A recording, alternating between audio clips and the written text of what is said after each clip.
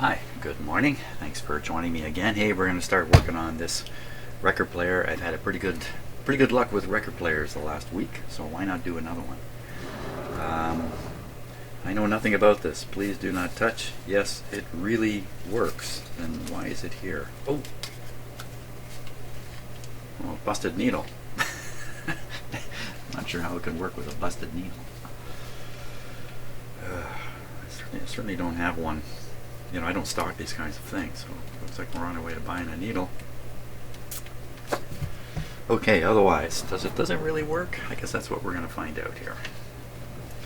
Maybe my role in this is just to find the needle, just to buy the needle.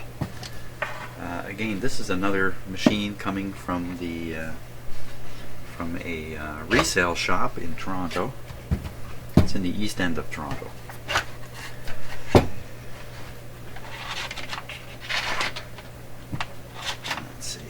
Symphonic. Oh, I've done Symphonics. Of course, I think that's a popular name. Doesn't mean this one is necessarily the same as what I've seen before. Nice condition. These kinds of electronic machines with lids and stuff like that, often they're in really good shape because they've been under a lid, as opposed to a typical table radio that's kind of sitting out in the open here. Look at that. And that looks almost new. Looks brand new. Looks shiny and new. I also think there's a good chance you can buy these things for next to no money from somebody who's not sure what's going on with them and end up with a machine like this in great condition. Potentially the only problem is a little bit of lubrication, which may not even be a problem with this one. The cord is all really flexible. I wonder if that's a good way to judge how the machine has been stored.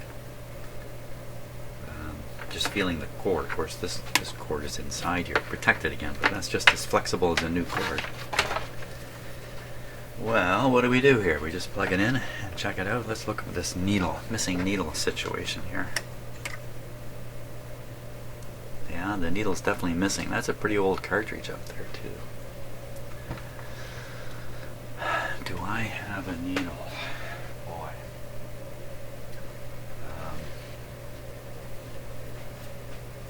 Here's some of my needles, but I just don't think they're going to be anything like.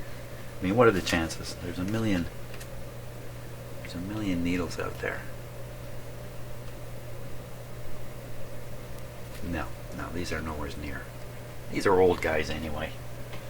They're on a microscope slide because I look at them under the microscope to try to remind myself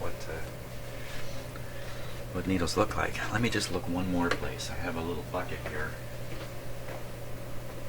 I have a bucket of record stuff. My record playing bucket. Let's take a look inside here. Just in case, because I come across stuff.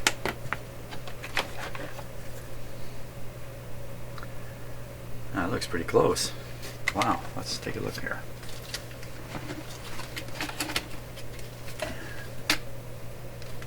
Just gonna have to cut that bag off there.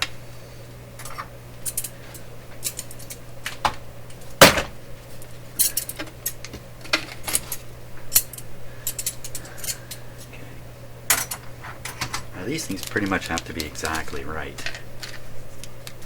I don't think there's much fudge room in here. So this is a N72.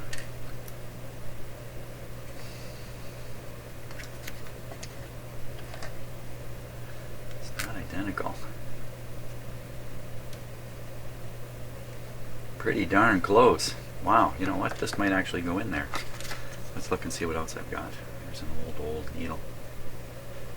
N29. Oh, here's my speed wheel. Oh, there's a bunch of them. That's an old.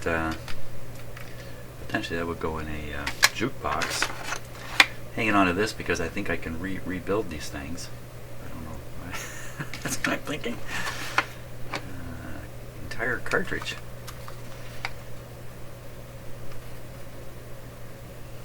Pretty similar to the one that's up there. couple cartridges.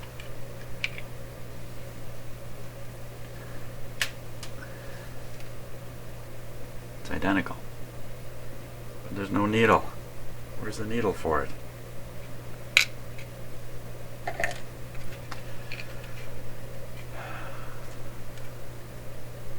$6.12. Whoops, you know, I'm looking for a needle. I don't even know for sure that that cartridge even works. Let's put all these little bits and pieces back in here.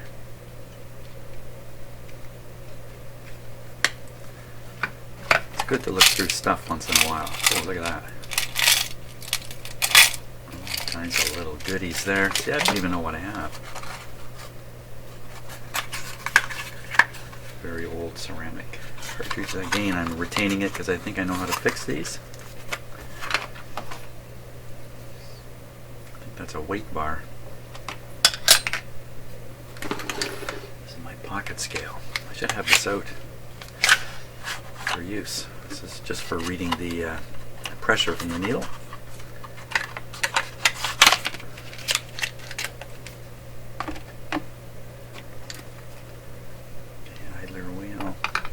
These guys here. These guys here. So these are crystal devices. I forgot the name of them, for crying out loud. This is what I plan to fix the old cartridges with. Piezoelectric. Piezoelectric, that's the word I want to. Look at this thing. Phono drive kit. Master shop as well.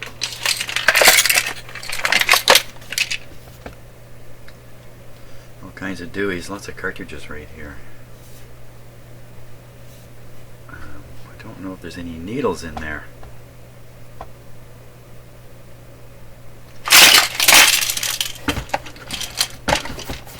I don't think there is. Let's just take a peek.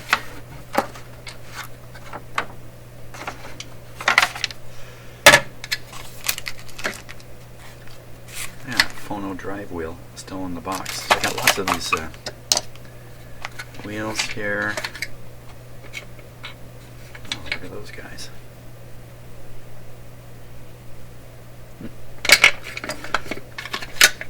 Fun looking through my drawers of stuff. Okay, so here's all the cartridges. There's no needles in there at all. Well, that's kind of weird. Oh, I did that. I opened up one of these transistors once to look inside to see what was really in there. Just a little, can you see it? A little tiny, must be a silicone wafer right in there. Anyway, that's from videos gone by. He says almost broken everything. Going down memory lane here. I don't want to do that actually. What I really want to do is just find out, do I have a needle?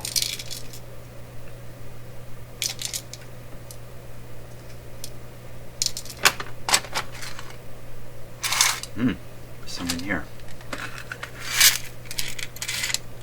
There's one. Two.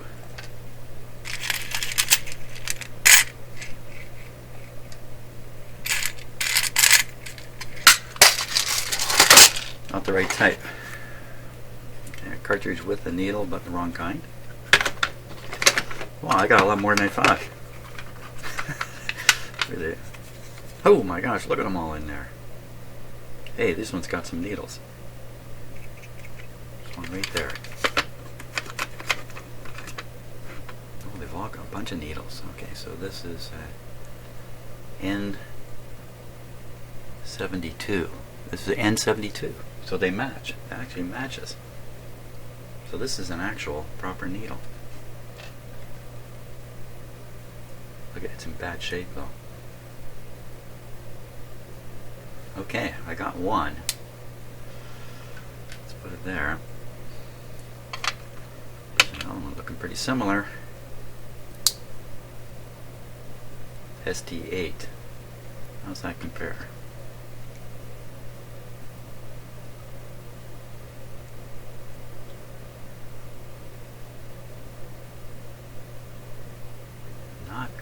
quite the same, but pretty darn close.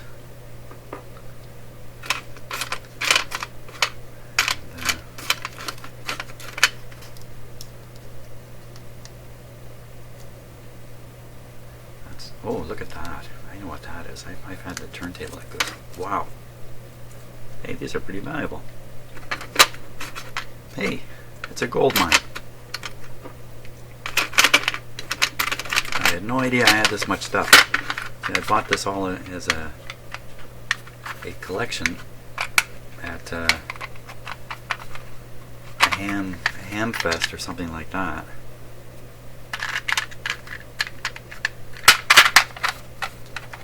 Set it aside until a day like today to actually look through it carefully. Here's another one. It's an ST16. Oh, look at the brand new needles here. Wrong, wrong, wrong. Close, but wrong, wrong. Oh.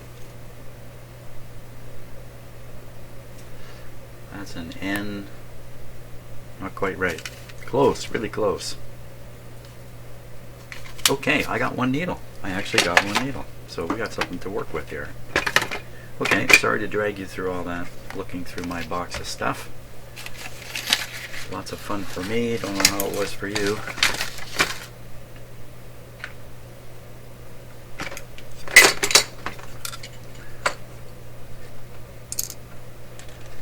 Put the broken one that came with the record player in here too.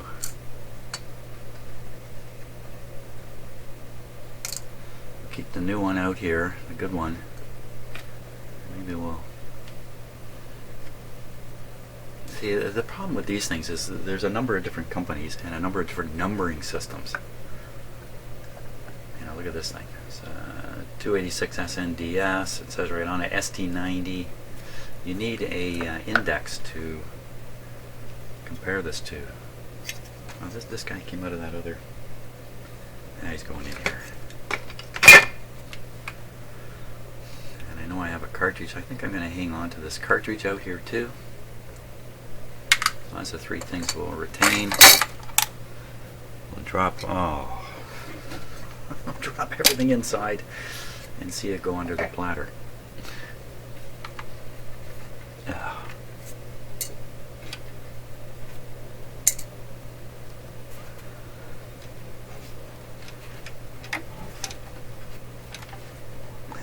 Lost the actual needle part there. Very good.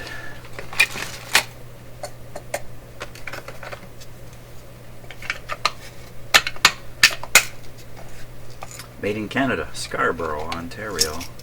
Static. But it's pretty well, I think it's completely possible to get any needle you need for any cartridge. I think it's possible. They are out there, and in fact some of them are recently built, recently made, recently manufactured. Okay, fantastic. Let's get this thing going now. We will, where's the cord? Here it is.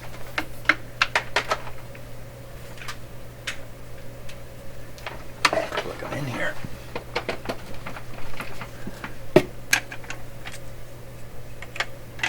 A little dusty, so it's been somewhere where the lid's been up for a while. Hey, it has its 45. It's 45 dropper. That's pretty cool. Most of the time, these are missing. They've just gone missing. Speed off. Volume, tone, and volume. Also, it's got two separate volume controls for a left and right channel, so it's a stereo machine. Turn it up a little bit. And the record for today. I will probably have to go get a record when the time comes. For now, we don't need a record. Look right inside this guy here.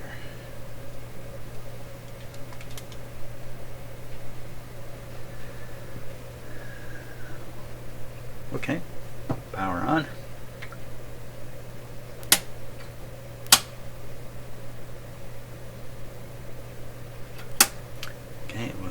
this on. Now let's see, it's got a sensor here to pick up the 12-inch record when it drops. So it's a good chance without a record it will attempt to come out somewhere in here. Let's see what happens. Manual. That doesn't there. At first it didn't look like 45. That looks not too bad. Yep. Oh, what's with the big Hummer?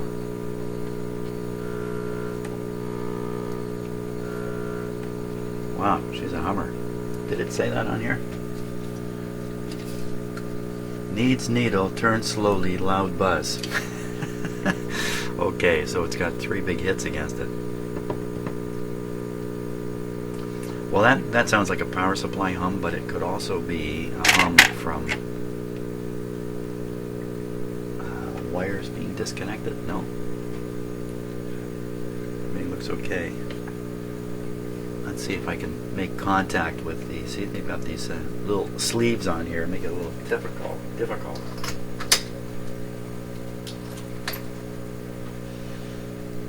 turn this. Yeah, see that volume's right down. You hear the hum blaring away, so we know there's a power supply problem. So I just want to contact the.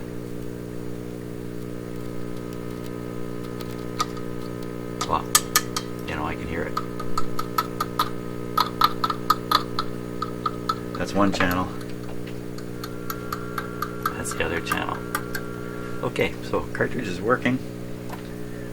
Problem is probably just power supply hum, maybe a couple other little capacitors, and probably needs a full relubrication really to make this guy go. Hey, how come it didn't? Let's make it go here.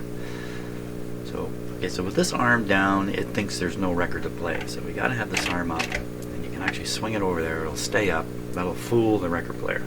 It thinks it's going to drop a record. Let's see. Yeah, that worked. It's going to come over to the. Yeah. Okay, now we're going to go over here. It should pick up.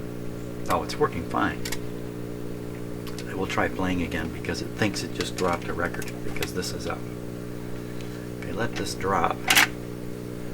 Now it thinks there's no more records because this is so low now. Beautiful. Pretty straightforward on a repair for this guy.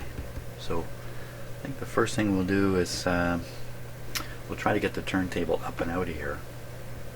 I have a couple options here. I have to get at the amplifier, which means it makes sense to lift the whole deck. I see there's 1, 2, 3, 4 screws in there. Screw those out. Probably the whole board will come up with the turntable on it, which is just perfect. Then we'll be able to get at the amplifier. Stereo amplifier. Looks like a green.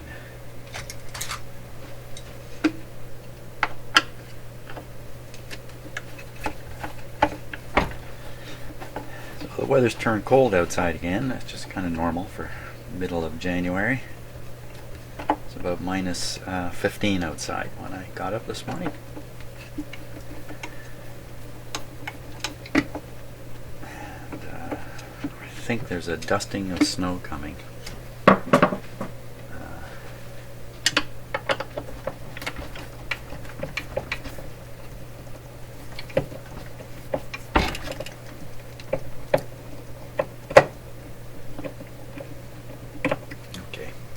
Make this easier on me.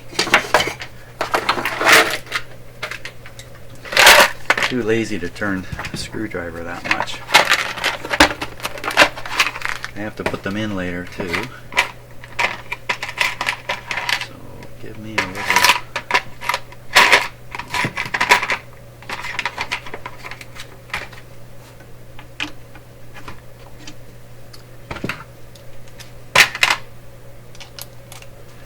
There we go.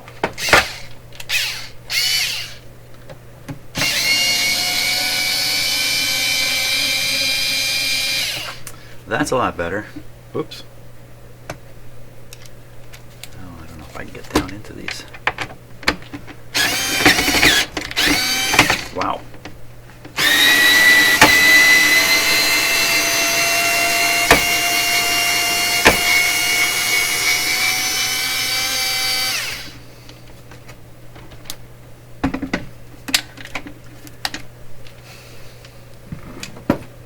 Foiled.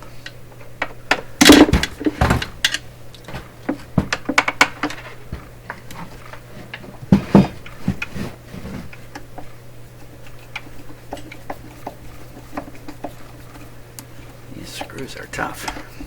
I mean, that means they've never come out before.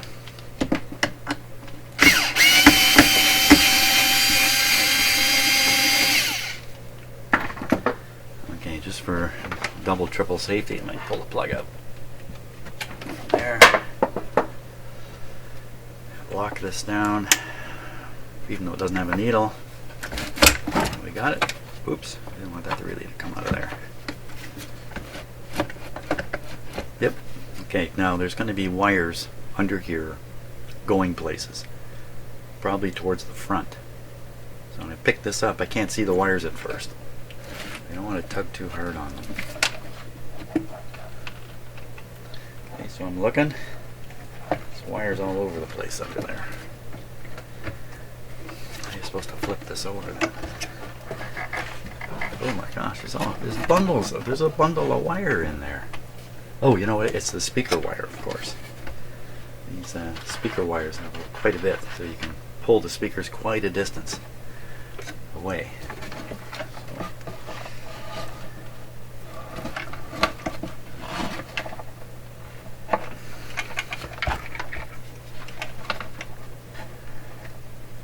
Everything is soldered. I don't see any anywhere I can.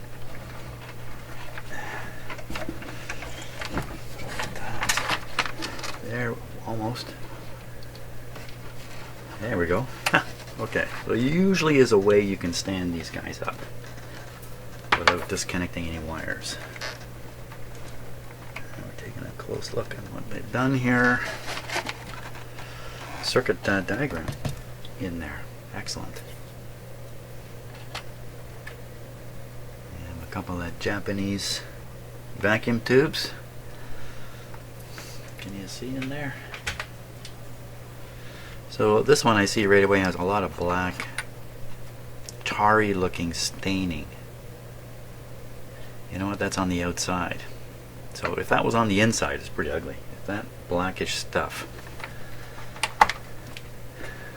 Okay, if that was on the inside, then that would be an indication the tube is worn out.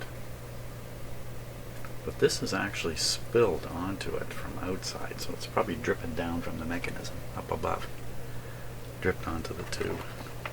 So sometimes you can judge how much life is left in a tube by looking at the in an output tube. Certain output tubes, like I think an EL34 is a good example of it builds up a black material inside the glass shell. Gives you an idea of the mileage on the tube. So something worth noting here in this one. Let's see. Okay, it's a little hard to see on camera because there's so much wire, but if you look, you see how that's been done? So these are these light wires are actually coming, they're actual wires that are coming out of this transformer. That's the actual transformer wire, if you like. And they just put it on with these things. Isn't that something? Who would imagine that? Marettes. Same thing on this side. So, surprise to me. I would be more inclined to attach these, solder them, shrink sleeve them. But I guess in a manufacturing environment, this is the way to do it. And you see there is an awful lot of speaker wire in here. And you'd think that wire would eventually get up into the mechanism somehow. Talking about getting up into the mechanism. Yikes! I see something there. Let's get the close-up camera going because this is a little bit surprising. Okay, how are we doing on focus? Okay, so we're on autofocus. Oh, look at that. Come on, focus for me. Oh my gosh. Wow. And guess what's happened there? I think that's what's happened. Well, you know what? I picked this up and rotated it, didn't I? Did I rotate this thing? Maybe this junk on this tube is the remnants of this. That's probably what it is. And I can't remember now. When I picked up the deck, I rotated it into the position it's in. Did I do that? I can figure that out pretty quick. Jim, just look at the top. Okay, so this would rotate 90 degrees this way. That would move this roughly over to here. Yeah, you know what? Roughly over to here and down. Voila. So these wires have simply been in contact with this tube. Look at that again. Oh my gosh.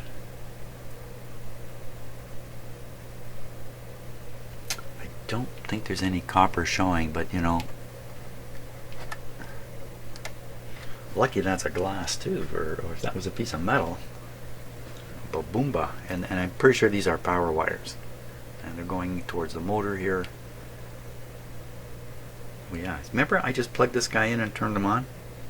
Who wouldn't? Meanwhile, this is sitting inside here. Probably, you know, these wires, maybe they could have melted right through and they would never have shorted anyway. But it's not a good thing. That is not a good thing. That's got to be a design error. That's got to be a common problem now. All they got to do is just push, like, hold these wires up further. How stiff are they?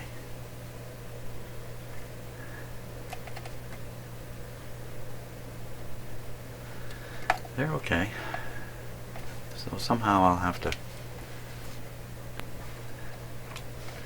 Here's the actual switch arm right here. See that? And this brown wire is laying on it. That's another bad news thing. So a little bit of bad engineering right in this area here. And a yellow wire with a yellow wire of nothing. Where's that coming from? It's coming out of the motor, so it's probably the frame of the motor. You left it open because here's another wire here and another one here. These are going to be the actual motor wires. This is probably just a ground. It's your classic self-starting synchronous motor.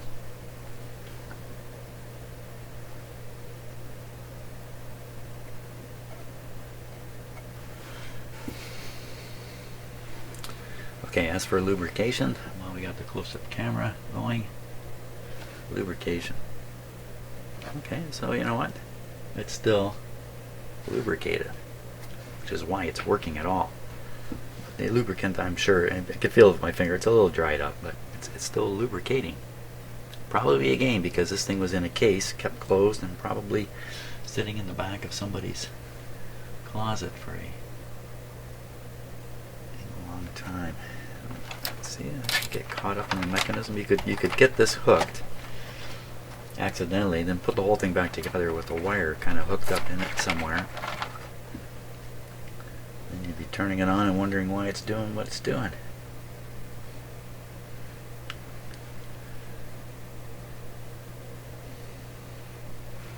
Okay, looks just like an ordinary lubrication job. And looking down here, well, any asbestos? That's a painted board. This might be asbestos right here. This sheet. What else would they put in there?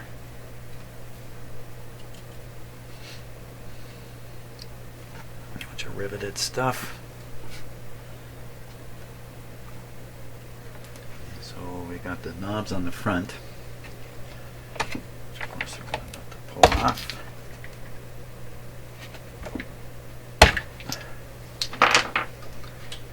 These are, no nut on them, so they're just sticking out and held by virtue of that screw and that screw. That's it. It's really jammed in here. That appears to be it. 2 screws. You'd think they'd have another screw up towards the front here somehow. Okay, let's pop out those screws.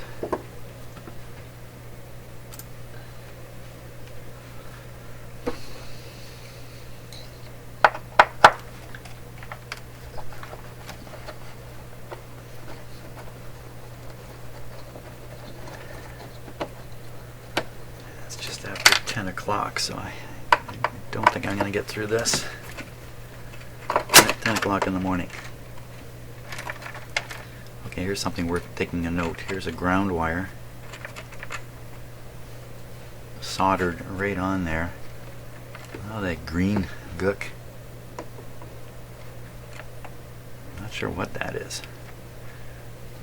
Looks a little bit like copper corrosion. Hey, I found my needle. A broken needle. Broken arrow. Do you know what a broken arrow is? Broken arrow is a term used by the American military to talk about nuclear bomb mishaps. Hey, there's a couple of interesting documentaries. If you think you've never, if you're American and you think you've never had a nuclear bomb mishap, wow! I've watched a couple documentaries over the years on this. I watched one a couple of days ago, and I was stunned at how much more stuff I didn't know about. Okay, this should just lift out. Yep. There it is. We got all the parts right under there. Oh yeah, look at that. It's all asbestos up in there. And this one here, can you see the let me put the close-up on that. See if I got enough hands to do this. Okay, so this is what you want to be a little bit careful of. You see how it's all, come on camera. Stop autofocusing. It all needs me to do something to the camera here. Just bear with me for a second. I'm going to turn off the autofocus. Give me a moment. I'll have much better control over things. Autofocus off. And then we'll zoom in a little bit here. Okay, so you take a close look. Okay, so see the loose fibers? Ready to fly away. The actual word is fry, F-R-Y. You say this is friable. Friable asbestos. It's really the worst. This is the worst. Let's see, there should be a little bit left down here maybe. I don't see any down here. Now, one thing to keep in mind if you're an older person, you can't be too afraid of asbestos giving you lung cancer, because it'll never happen in the length of your remaining life. So clearly you can't remove this asbestos sheet without completely redoing this amplifier. This doesn't look very old, does it? So that sheet has to stay in there. So now the next, see, even up in there, it's a little bit flaky. Just studying the asbestos sheet here. So the name of the game here is Do Not Disturb Me. Now see this piece coming around the edge like this? Why wouldn't I just peel that away? Just take it and grab it with my fingers and just rip it away from there. Get rid of it. Oh, I'm coughing. Because that's exactly what will set the fibers in motion. You tear this stuff, little microfibers be flying around in the air. And you just as soon not inhale it, even if you already are near death. Okay, so let's look at the components now more carefully. Take my eyes. Looks like the original filter capacitor right there. Well, how many wires has he got? I think he's got I see two red ones, so he's a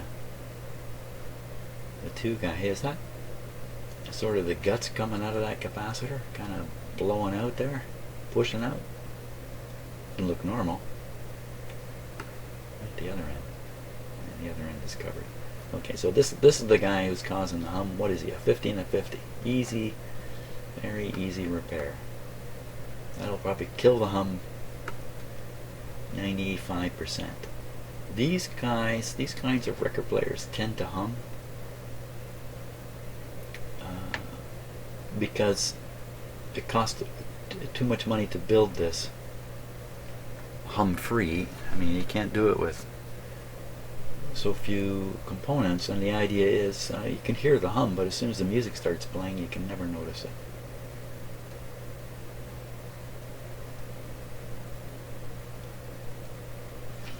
So these capacitors, they look electrolytic. Why would they be? They're small, 0.05s. So I don't think they are. I think they're just very expensive ones. That'd be my guess. Must be a power supply diode right there. So that being the case, the resistors connected to this diode could take a beating. Oh! Talking about taking a beating. He's not in good shape. So the reason I say he could take a beating is because you know, all the power is flowing through this diode. So all the power could be flowing through this resistor. Yeah, it's definitely, well, definitely. I don't know. Or is it just orange, black, black? Orange, black, black would be 3 ohms. Wouldn't it? It's orange, black, black. That'd be 30 ohms. 30 ohms is possible in that position. Okay, so we don't know about that. Here's the other one. That looks fine. Got a schematic in here. We'll take a look at the schematic in a minute. So it looks like we've got expensive capacitors that are probably okay. Hum from the main filter capacitor made in Mexico. Japan. Those are Japanese style capacitors. Mexico. Well, why would, if this is made in Japan, why would they use, I mean, where would they get this from Mexico? At that time, back then? I guess so. We just think the Japanese would manufacture that part.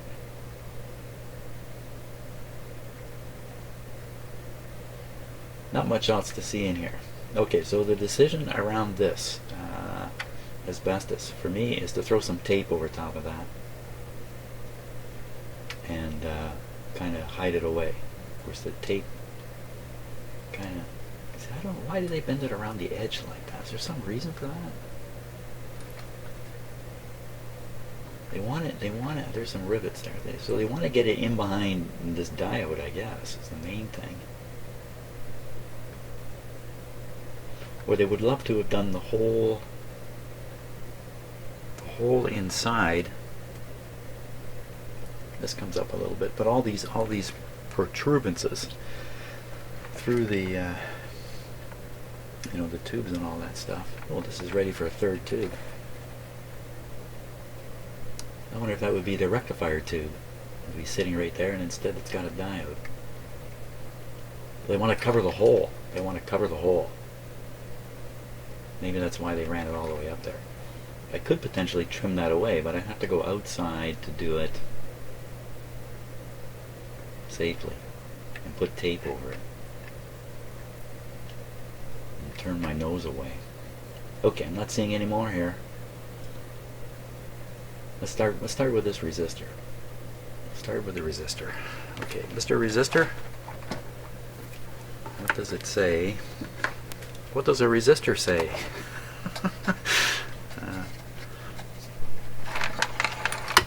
Let's get this over here. Okay, Mr. Power Supply. A 10 ohm resistor.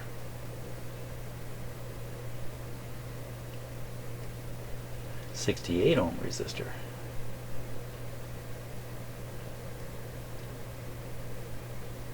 Ten ohm resistor into the rectifier, out to a 68.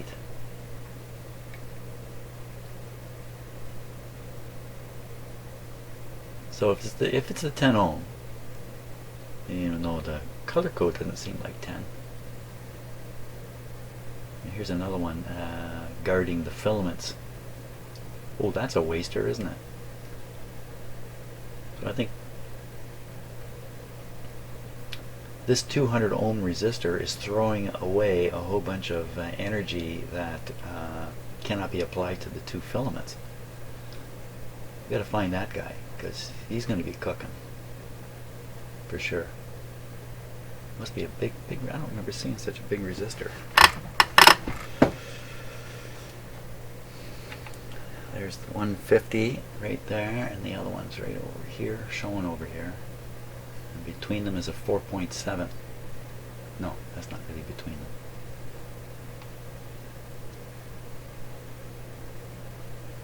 Up to a 50 EH5. That's what these are. Okay, so 250 EH5s, that only leaves a small amount of voltage to throw away using that resistor. This one. Oh no, what am I talking about? Yeah, I am talking about that. Yeah, so these two filaments here can handle 100 volts, so you got to throw away 20 volts on 200 ohms is 10 volts on 100 ohms is 1/10. What am I doing? Power equals E squared over R. So E is what did I say E was? E was about 20 squared, 400, 2 watts. 2 watts. Kind of makes sense. Okay, so look for a big resistor somewhere. Okay, so I gotta look for some more resistors. So for the 68, the 10, and the 200. 68, 10, and 200. Let's find them. Let us find them.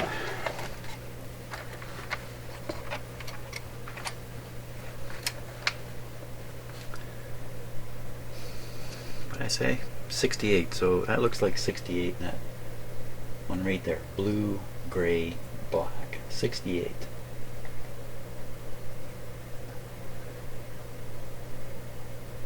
Chase these wires around forever. Okay, so that seems to be the negative wire coming up there.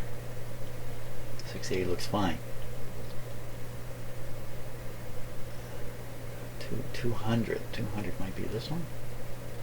So this one is yellow. I don't know what that is. Red. So yellow. What's yellow? Yellow is 440 something. That's not 200. Wait a minute, here's another one of these 68s. How did that happen? That's not right. I must have looked at something wrong.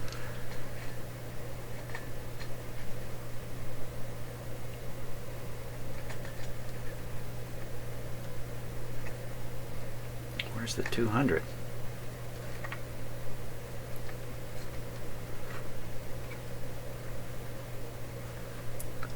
So this one here, this is 33K. That's 33K. So you kind of see these pair of resistors are coming off the tube, and over here is another pair, exactly the same, coming off of this tube. So what happened to the 200? Could it be somewhere totally different? Wait, I gotta look at the schematic again.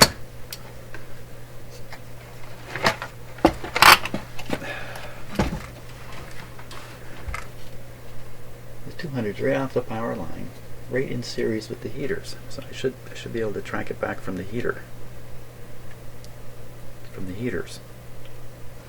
Okay, let's try that. Maybe I could have thought of that without. Okay, so heaters, well then. So the heater is usually 3 and 4. Be this red line, this red wire. That's kind of weird. 1, 2, 3, and 4. Okay, so 3 and 4 are these two red wires here. Let's see if the other red wire in the back comes along, comes over to here. It looks like it's probably, these tubes are in the same way. Sockets are exactly the same, so there's 3 and 4.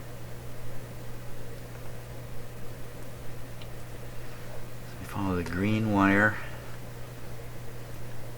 So the green wire is reaching, I think this is basically a ground terminal, I think. Blue, black, yes. So from this terminal, a blue wire goes over to the same terminal on the other volume control, and then you see the black wire goes to the capacitor. So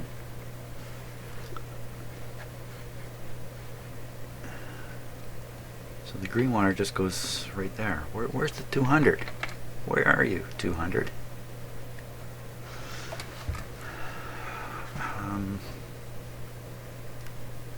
They just skipped it.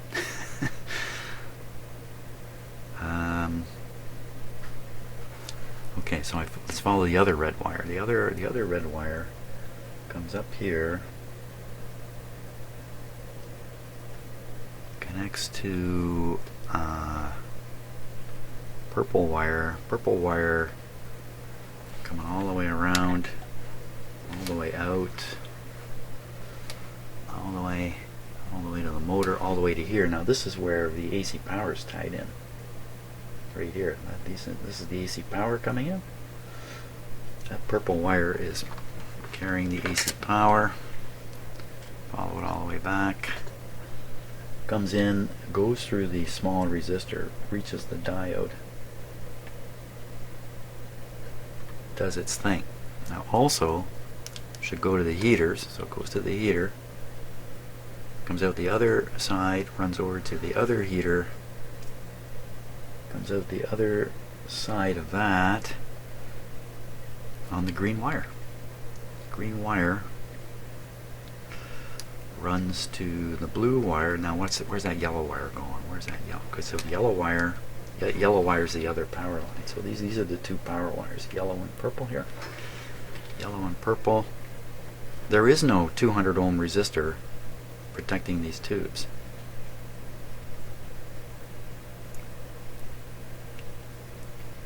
Really? Okay, so what are these tubes?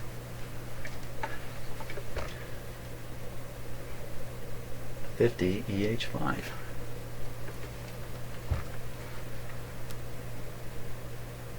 Well, for crying out loud, I mean, they got a schematic mounted right in here.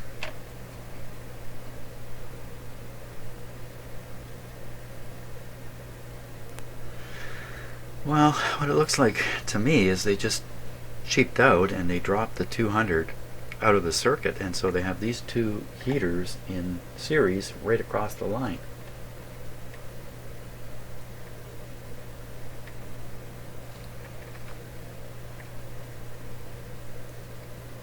I may have this totally wrong, you know, because I'm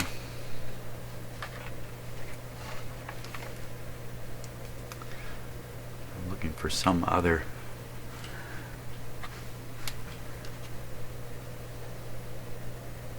What's happening here now? Okay, so we've got left channel, right channel, and the brown wire must be the ground. Brown comes all the way back. That's the one that hooks up to the chassis here. Well, I would have thought these wires, these gray ones, would be a shielded wire bringing the signal back into here. The gray wire runs to the volume control. That makes sense. The volume control. It looks like literally the cartridge feeds the volume controls, and then they pick it off here in the center. Whoops! I can't point with one finger. Quick to this. Back to the schematic here. Look a little more of the circuit. There's the volume control.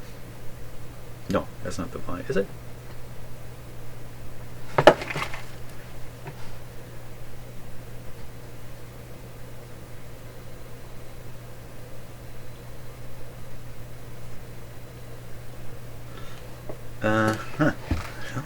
funky stuff going on here. So, what are they showing? 250K. We're talking about the potentiometer.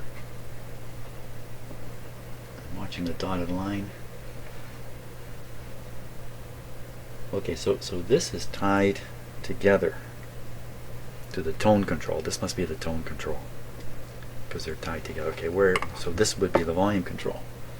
500K. Yeah, right onto the grid. Yeah, and you know what? I just got preoccupied by seeing this first instead of seeing this. So that's what they're doing. So those two 500K terminals are actually the cartridge left and right channel. Come straight in to a potentiometer, and then some portion of the signal sent on to a grid on these tubes. Doesn't get much simpler, does it? Okay, we've got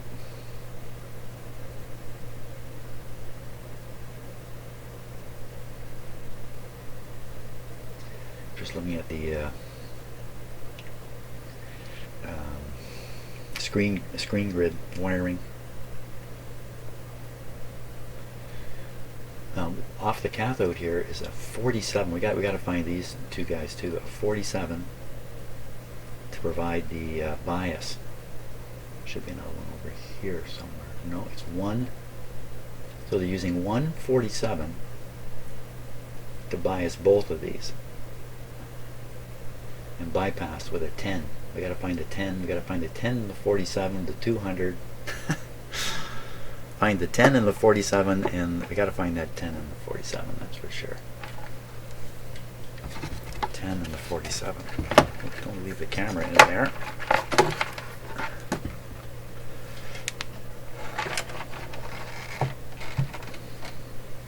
Here, just so your perspective gets corrected, because I spent too long. Oh my gosh, almost an hour just looking this thing over.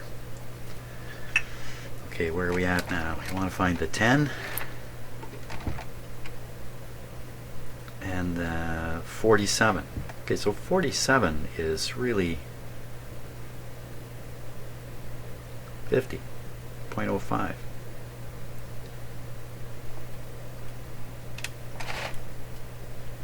So these three blue ones are all 0.05.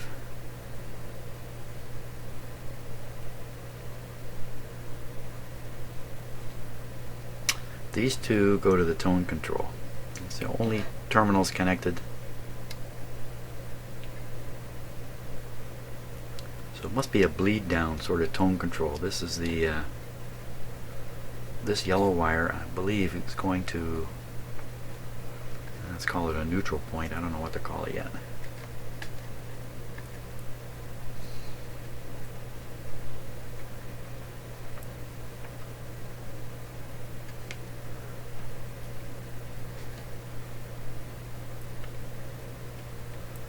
It's very confusing looking at this guy. So that's the 47. Was it 47K? Right there, underneath there. And it's running between the, wow, it's hard to see. Running between the two positive wires coming out of that rotten capacitor.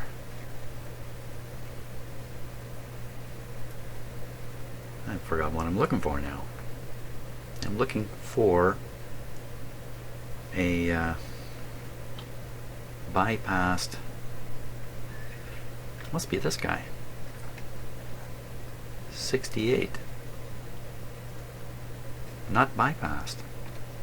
I don't see any bypass capacitor. Why is this just not matching the schematic that's in here? This is kind of nutsy. Thank you for the schematic. Too bad you gave me the wrong one. I hate it when this stuff happens, because it just fills me full of self-doubt.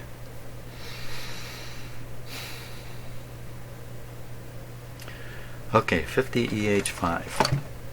I have quite a few of those tubes. Let's look at a 50 EH5. Geez, is it going to be in here?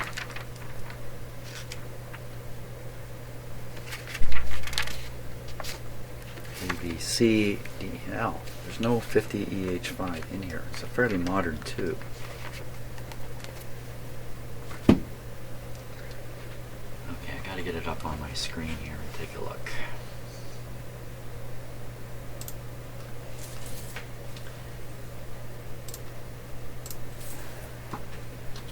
EH5, just bear with me here. I'm not going to put this on the video.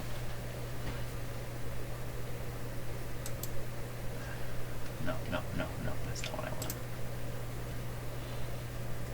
Frank's electron tube data sheets.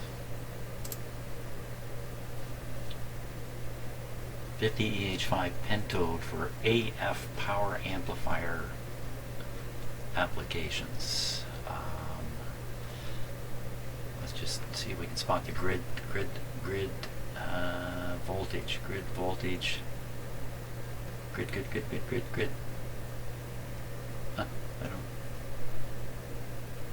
I don't see it here. Okay. But aside from that, what we're really interested in is which pin is the cathode. Pin number 1. Pin number 1 is the cathode. So we're going to trace from pin number 1.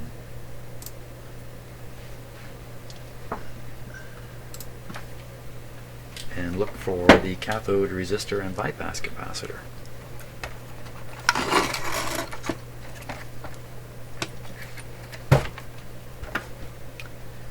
First we got to spot pin number 1.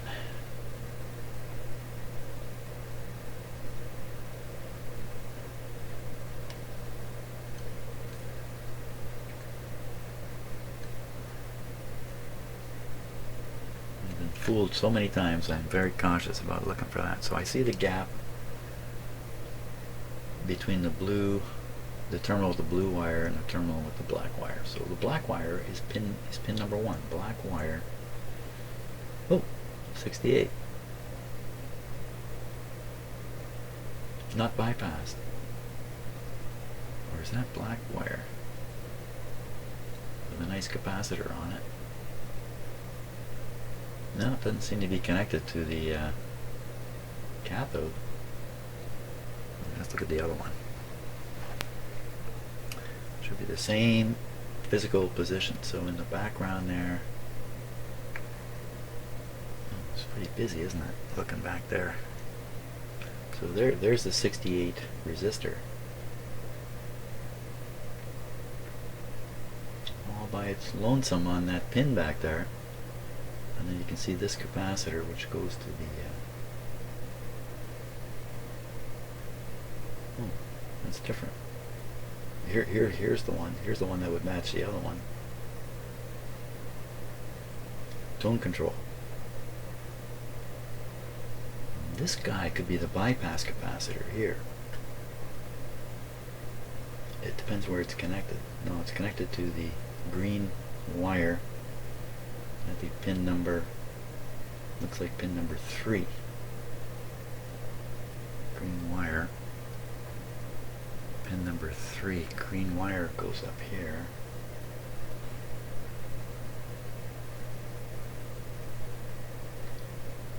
It's grounding something. Okay, so is that really pin 3? I think it is. 1. Pin 2 is empty, and pin 3. Pin 3 is a green wire and a capacitor. But if you come over here, okay, so pin 3 has the red wire in the... Wait a minute, pin 3 is a heater pin, isn't it? Whoop, quick. Let me look again at the... look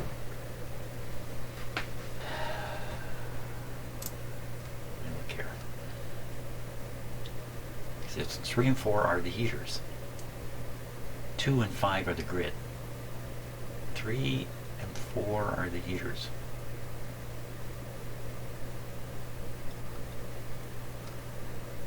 Pentode.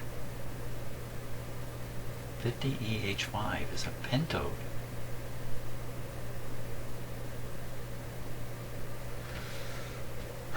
What? Sorry, I left you staring at nothing there. Pentode.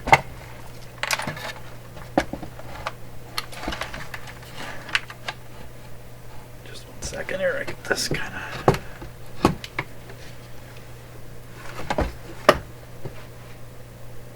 That's no pentode.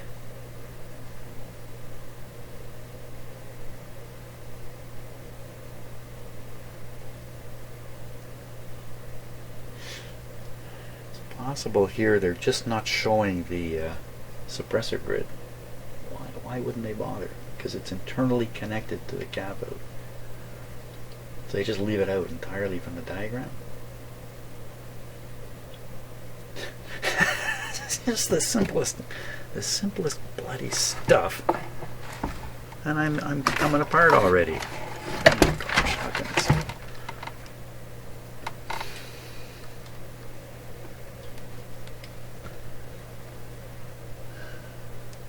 Oh, a little note here. Should always read these notes. You never know what they say.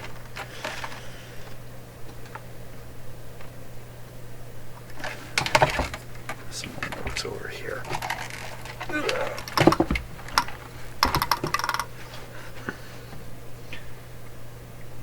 Because part numbers.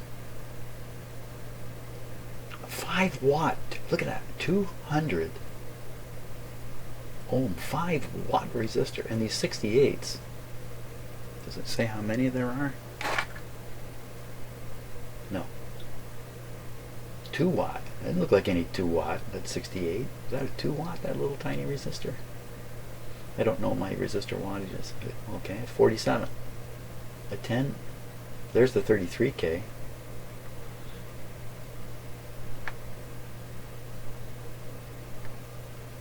Wow. I don't know. I think this is a just doesn't match the schematic, for crying out loud. Get over it, Jim.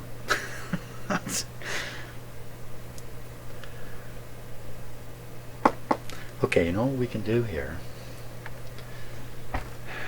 Try to, find the truth with two sources. Stand this up here. Back the long shot. Fire this guy up and read the voltage on the heaters of one of those tubes and see if it's around 50 or if in fact it's half of whatever we supply.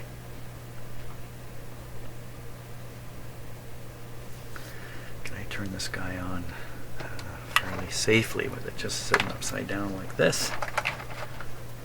Problem is the motor will come on and try to turn everything.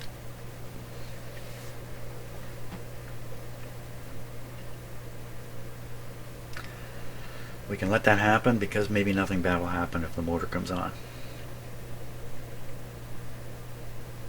Now reading across the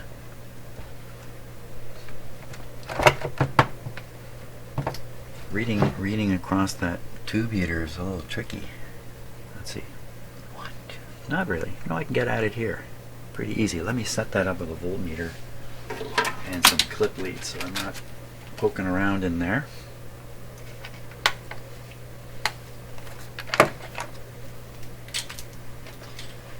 It's another case of a 10-minute repair. Taking it's a video I went to watch the other day, and it said calculus explained in 10 minutes, and it was a 25-minute video. So I think, wow, you couldn't even use calculus to figure out how long this video was. Okay, so we'll put this right across this tube here.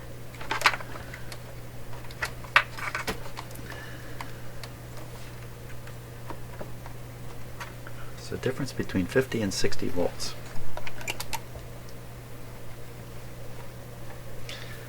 Is everything kind of safe here?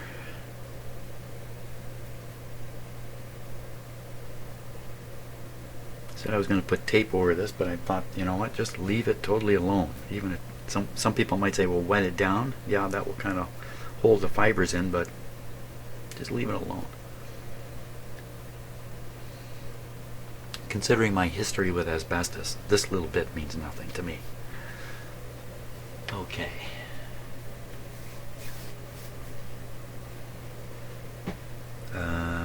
Volume controls are up here now.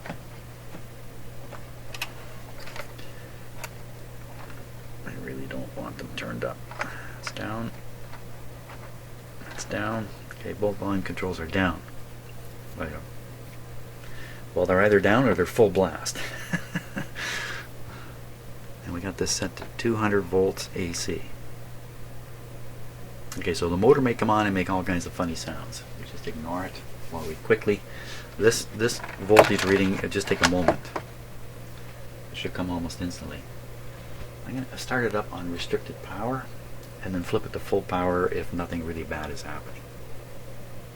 Here we go. Okay, here we go. Now. I'm getting nothing at all. Probably means I don't have it turned on. Okay, so turning it on is a matter of, shoot, the switch is hidden up in the mechanism here.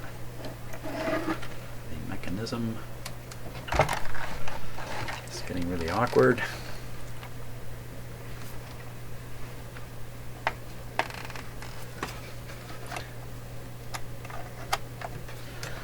Okay, it's on. Manual. I did not trigger the automatic function, I hope. Once again, quick look, you should see it. Here we go.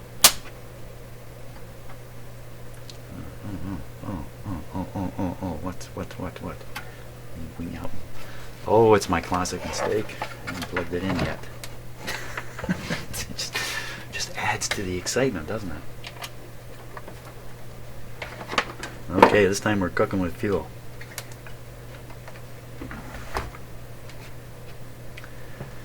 Ready to read the meter. Just about 50 exactly. Okay, full voltage coming. Look at that. I turned the power on. So there you are. So what they've done is, some smart engineer said you can save 12 cents per record player if we cut out that resistor. What else can you cut out? We can cut out the bypass capacitors on the cathode resistor. What else can you cut out? Well, we can put in lower wattage resistors. A total savings 41 cents per unit. There'll be something more in your envelope for that. That's my imagination on these kinds of things. What I think goes on. You know, and you can see it. You can see the marketing department coming to the engineering department going, look, you got a really good unit here. People like it. They like what it looks like in that. The problem is our competitor is selling one for $3 less. $3 less. How can we compete with that? Smaller resistors. Do away with the capacitors. Okay, so we're going to go with that story. Yeah, I can even embellish. Let's embellish the story one more step. Maybe they left this in here for two reasons. One, this is the only circuit diagram they ever printed. Two, they just as well have this circuit diagram in here for people who are technical to look at and go, yeah, that looks pretty ordinary, without actually looking in here and realizing that this ain't the same. So we can add some of these parts in. We can knock down the heater temperature and we can put bypass capacitors in. Bypass capacitors are going to give you a little more volume out of it. That's basically the objective, because with a cathode resistor, the cathode resistor is in the signal path. So you're wasting some signal on this resistor. So if you put a capacitor across it, you no longer waste energy on the cathode resistor for the signal. You still waste it for the DC that's constantly flowing through the tube. And what about this overheated, cooked up guy? Well, I think I'm going to stick to my story. They put two smaller resistor there, wattage wise. Why does it look like three?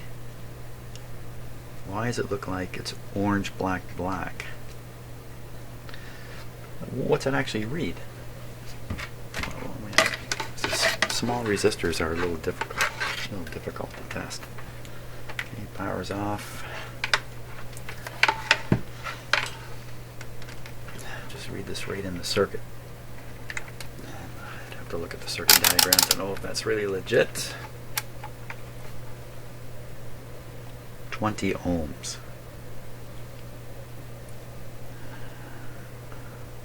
Well, it looks like it should be 30 according to the color there. 20. Oh, sorry about that. I just whacked the microphone. 20, eh? And what was it on the schematic? 10. It's 10 on the schematic, 20 on the meter, 30 on the eyeballs. This is probably an inrush stopper. That's my guess. So it controls the inrush current trying to charge this capacitor. And that's to try to protect the diode from taking too much of a beating on initial startup. You have this big rush of current. So the rush of current, well, it won't rush because it's getting stuck in this resistor.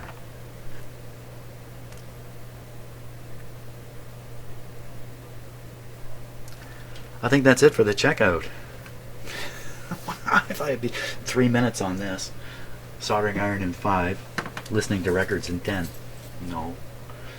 Thanks again for watching my very long videos. Hope you're enjoying these. And next video on this one, I will do all these changes and see if we can't get this guy working a lot better than it is. Oh, lots to do.